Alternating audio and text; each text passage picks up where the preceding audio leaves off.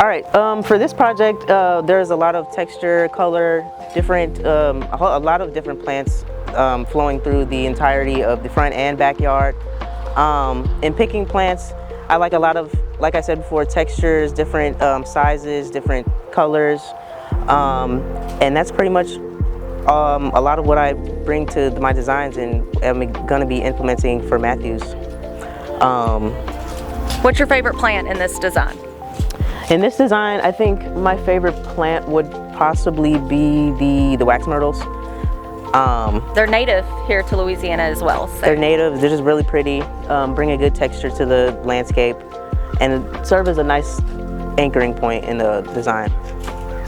All right, guys. Well, we'll keep you posted on this project. We'll be, doing progress videos, and then you'll see the final product once it's all complete. Y'all have a good day.